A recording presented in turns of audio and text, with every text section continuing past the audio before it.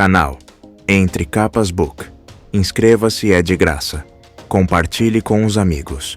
E curta o nosso conteúdo. Fazendo isso, você muito nos ajuda.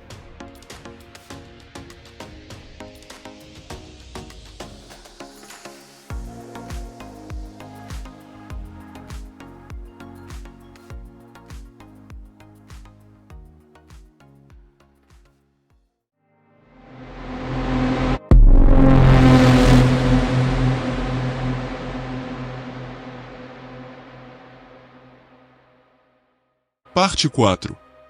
A abordagem. Kaladin. Shallan. Dalinar.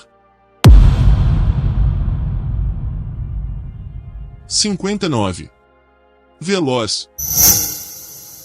Endereçarei esta carta ao meu velho amigo, já que não faço ideia do nome que você está usando atualmente. Kaladin nunca esteve em uma prisão antes. Jaulas, sim. Buracos. Currais. Sob guarda em uma sala. Nunca uma prisão propriamente dita. Talvez fosse porque prisões eram agradáveis demais. Ele tinha 2 cobertores, um travesseiro e um pinico que era trocado regularmente. Eles o alimentavam muito melhor do que havia sido alimentado quando escravo. A plataforma da pedra não era a cama mais confortável, mas, com os cobertores, não era tão ruim. Ele não tinha quaisquer janelas, mas pelo menos não estava exposto às tempestades. No todo, a cela era muito agradável. E ele a detestava. No passado, as únicas vezes em que estivera em um espaço apertado havia sido para se abrigar de uma grande tormenta. Agora, ficar preso por horas a fio, sem nada para fazer a não ser deitar-se e pensar. Pegava-se inquieto, suando, sentindo falta dos espaços abertos. Sentindo falta do vento. A solidão não o incomodava. As paredes, contudo, tinha a sensação de que o esmagavam. No terceiro dia de encarceramento, ouviu uma perturbação vinda de mais abaixo no corredor. Ele se levantou, ignorando Cio, que estava sentado em um banco invisível na parede. O que era aquela gritaria? Ecoava pelo corredor. Sua pequena cela ficava em um espaço separado. As únicas pessoas que haviam entrado desde que ele fora preso tinham sido os guardas e os criados. Esferas brilhavam nas paredes, mantendo o local bem iluminado. Esferas em um recinto para criminosos. Estariam ali para provocar os homens trancafiados? Riquezas além do alcance.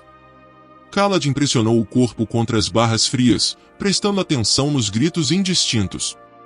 Imaginou a Ponte 4 vindo libertá-lo. Que o pai das tempestades não permitisse que tentassem algo tão tolo. Ele espiou uma das esferas no suporte na parede. O que foi? Perguntou Cio. Talvez consiga me aproximar o suficiente para sugar aquela luz. Está só um pouco mais longe do que os parchindianos estavam quando usei a luz das gemas deles. E depois? Indagou Cio em uma voz minúscula. Boa pergunta. Você me ajudaria a escapar, se eu quisesse? Você quer? Não tenho certeza. Ele se virou, ainda de pé, e descansou as costas contra as barras. Posso precisar fazer isso. Mas escapar seria contra a lei. Ela levantou o queixo. Eu não sou um grão-espreno. Leis não importam, importa o que é certo. Quanto a isso, concordamos. Mas você veio voluntariamente, disse Cio. Por que partiria agora? Não vou deixar que me executem. Não vão fazer isso, replicou Cio. Você ouviu Dalinar. Quero que Dalinar apodreça. Ele permitiu que isso acontecesse. Ele tentou. Ele permitiu. Repetiu Kaladin rispidamente, se virando e batendo as mãos contra as barras. Outra tormentosa jaula. Ele estava de volta onde havia começado. Ele é igual aos outros, rosnou Kaladin. Cio os uniu até ele, pousando entre as barras, as mãos nos quadris. Repita isso. Ele. Kaladin se virou. Mentir para ela era difícil. Tudo bem, está certo. Ele não é. Mas o rei é. Admita, Seal. Elhokar é um péssimo rei. Primeiro ele me louvou por tentar protegê-lo. Agora, em um estalar de dedos, está disposto a me executar. Ele é uma criança. Kaladin, você está me assustando. Estou? Você me disse para confiar nele, Seal. Quando saltei na arena, você disse que dessa vez as coisas seriam diferentes. Como isso é diferente? Ela desviou os olhos, subitamente parecendo muito pequena. Até Dalinar admitiu que o rei havia cometido um grande erro ao deixar Sadeias escapulir do desafio, continuou Kaladin. Moash e seus amigos têm razão. Este reino ficaria melhor sem Elhokar. Seal desceu até o chão, a cabeça baixa. Kaladin caminhou de volta ao assento, mas estava agitado demais para sentar-se. Pegou-se andando de um lado para o outro. Como podiam esperar que um homem vivesse preso em uma salinha, sem ar fresco para respirar? Ele não permitiria que o deixassem ali. É melhor cumprir sua promessa, Dalinar. Tire-me daqui. Rápido. A perturbação, fosse ela o que fosse, se aquietou. Kaladin perguntou a respeito à criada que chegou com sua comida, empurrando-a através de uma pequena abertura na parte de baixo das barras. Ela não quis falar com ele, e escapuliu como um caranguejo diante de uma tempestade. Kaladin suspirou, pegando a comida, verduras cozidas no vapor, cobertas com um molho preto salgado, e voltou ao seu banco. Davam-se comida que podia comer com os dedos. Nada de garfos ou facas, só por via das dúvidas. Que belo lugarzinho você arrumou, carregadorzinho, disse Riso. Cheguei a pensar em me mudar para cá em várias ocasiões.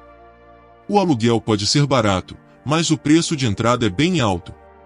Kaladin apressou-se a ficar de pé. Riso estava sentado em um banco junto da parede oposta, fora da cela e sob as esferas, afinando algum tipo de instrumento estranho no colo, feito de cordas esticadas e madeira polida. Ele não estava ali momentos atrás. Raios! O banco já estava ali antes? Como você entrou? Quis saber Kaladin. Bem, existem umas coisas chamadas de portas. Os guardas deixaram? Tecnicamente? Indagou Riso, vibrando uma corda, depois se inclinando para escutar enquanto puxava outra. Sim. Kaladin se recostou no leito da cela. Riso vestia seu traje preto sobre preto, sua fina espada prateada removida da cintura e apoiada no banco ao lado. Um saco marrom também estava largado ali. Riso se inclinou para afinar seu instrumento, uma perna cruzada sobre a outra. Ele cantarolou baixinho consigo mesmo e assentiu. Ter um ouvido absoluto faz com que isso seja muito mais fácil do que era antes. Comentou Riso. Kaladin sentou-se, esperando, enquanto Riso se acomodava contra a parede.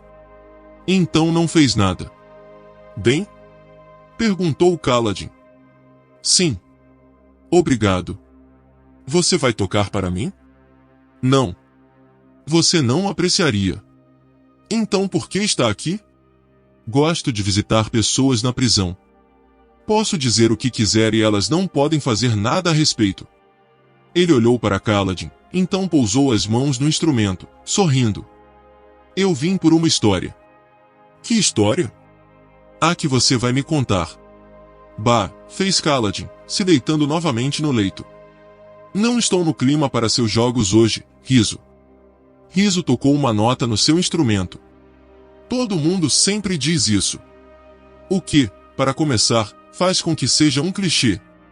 E me leva a especular. Alguém já esteve no clima para meus jogos? E se estivessem, isso não iria contra o propósito do meu tipo de jogo? Kaladin suspirou enquanto Riso continuava a tirar notas. Se eu cooperar hoje, vou me livrar de você? Perguntou Kaladin. Irei embora assim que a história terminar. Está bem. Um homem foi para a cadeia.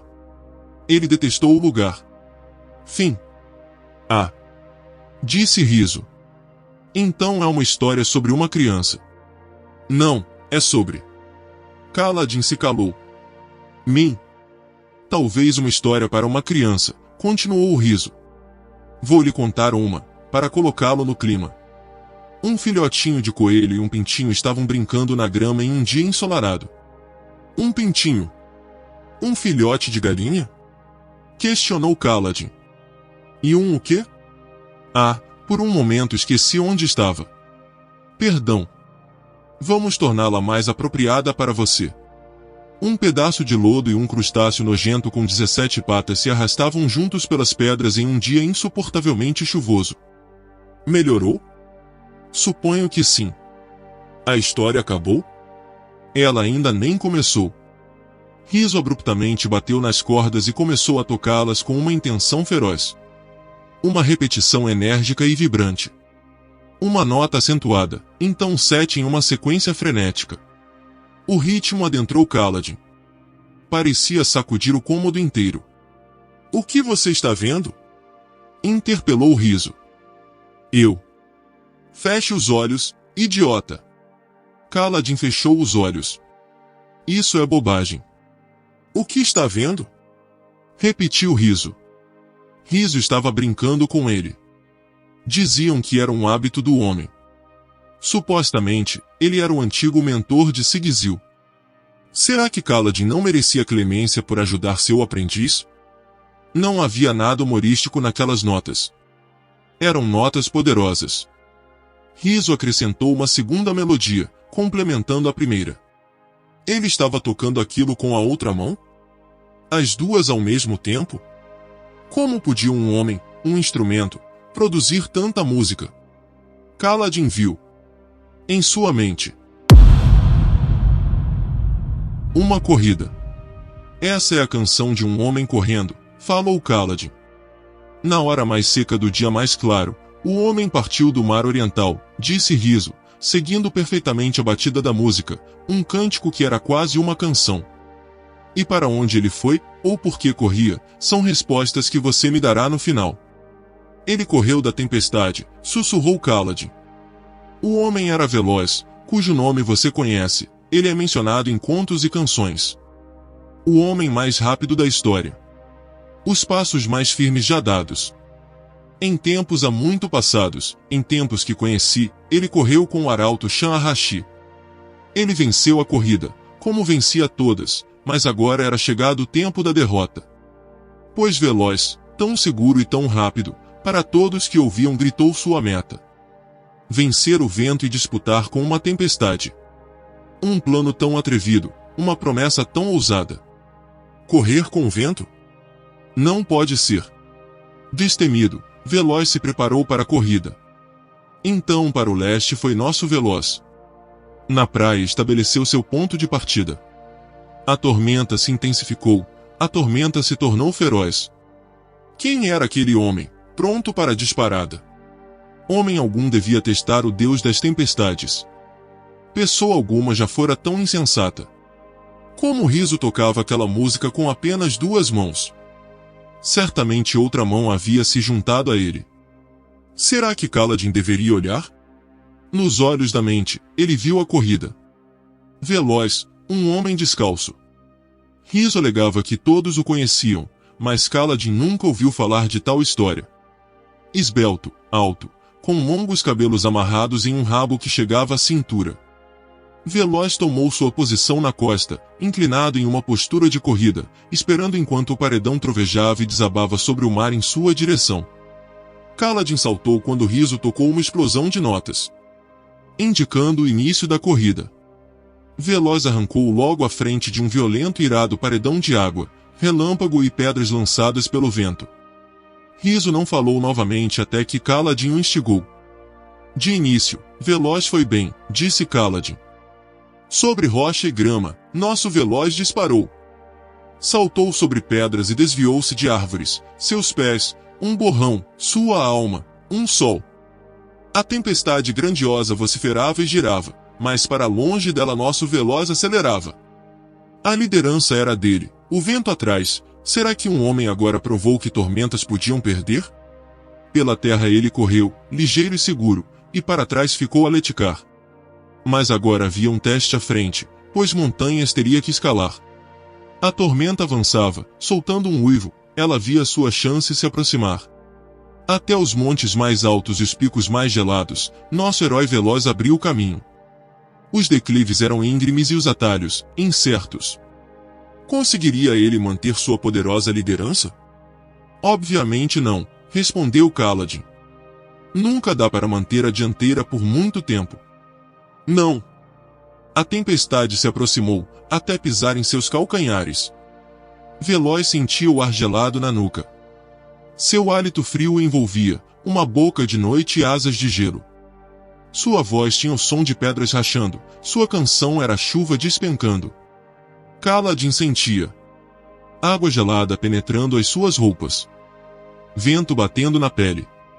Um rugido tão alto que logo ele não ouvia mais nada. Ele esteve lá. Ele sentiu. Então ele alcançou o topo. A ponta ele encontrou. Veloz já não escalava, havia cruzado o pico. E, ao descer a encosta, sua velocidade retornou. Fora da tempestade, Veloz encontrou o sol. As planícies de Azir agora estavam no caminho. Ele disparou para o oeste, seus passos ainda mais largos. Mas ele estava enfraquecendo, disse Kaladin. Homem algum pode correr tal distância sem se cansar. Nem mesmo Veloz. Contudo, logo a corrida cobrou seu preço. Seus pés como tijolos, suas pernas feito pano. Por arquejos respirava nosso corredor. O fim se aproximava, a tempestade superada, mas lentamente nosso herói corria. Mais montanhas, sussurrou Kaladin. Shinovar. Um desafio final assomou, uma sombra derradeira para seu temor. A terra novamente se elevou, as montanhas enevoadas guardando Shin. Para deixar os ventos tormentosos para trás, nosso Veloz recomeçou a escalar. A tempestade o alcançou. Com a tormenta outra vez às costas, os ventos de novo giraram. O tempo era curto, o fim, próximo, enquanto pelas montanhas unia nosso Veloz. Ela somava sobre ele. Mesmo descendo pelo outro lado das montanhas, era incapaz de permanecer muito à frente. Ele cruzou os picos, mas perdeu a dianteira. Os caminhos finais estavam diante dos seus pés, mas gastou sua força e perdeu seu poder. Cada passo era um fardo, cada respiração um sofrimento. Uma terra afundada ele cruzou enlutado, a grama tão morta que não se movia. Mas ali a tempestade também desfaleceu, o trovão perdido e o relâmpago, gasto. As gotas caíam agora fracas e molhadas.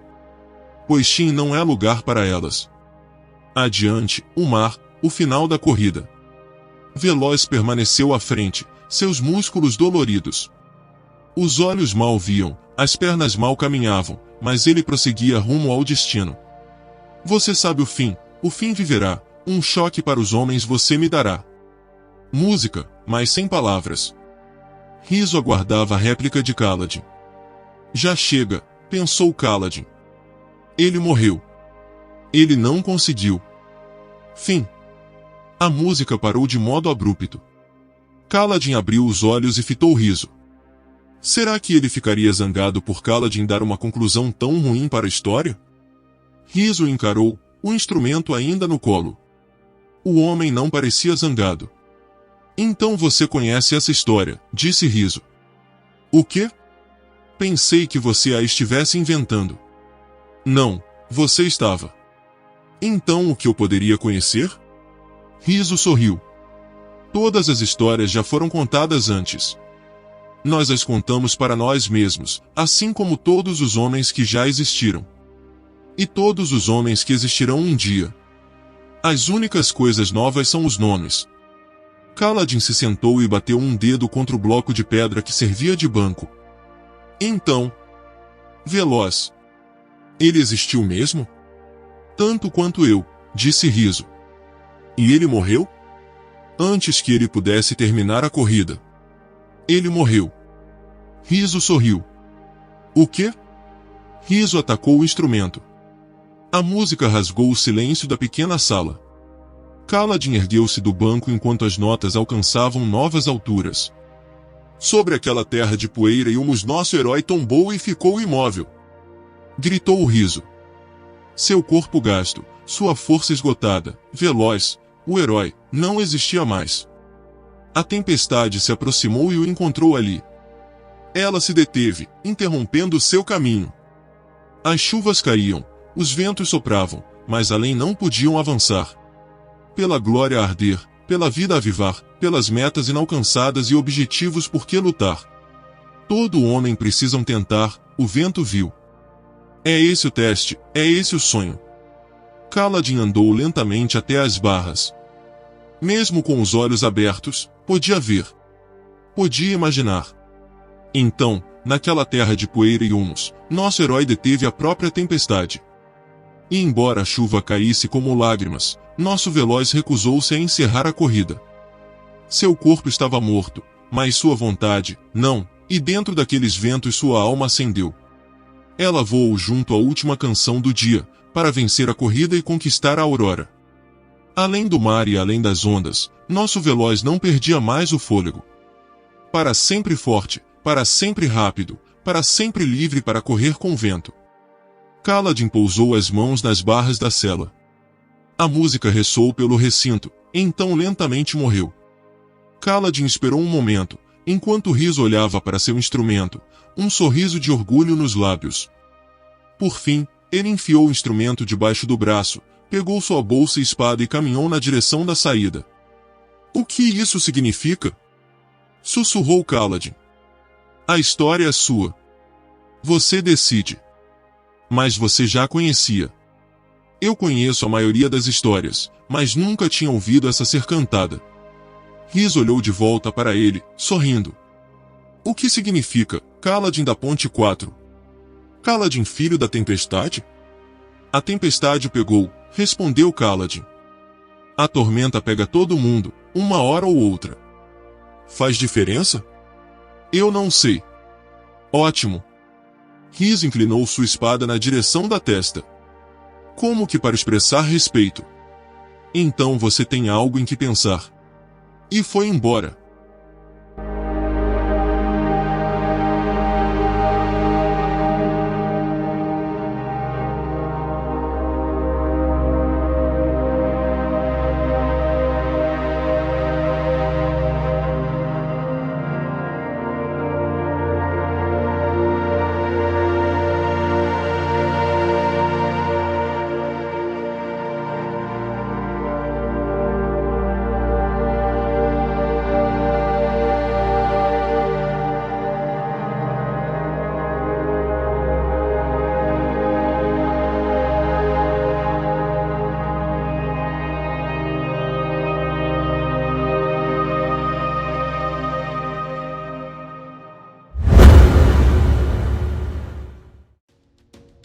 Canal Entre Capas Book. Inscreva-se, é de graça. Compartilhe com os amigos. E curta o nosso conteúdo. Fazendo isso você muito nos ajuda.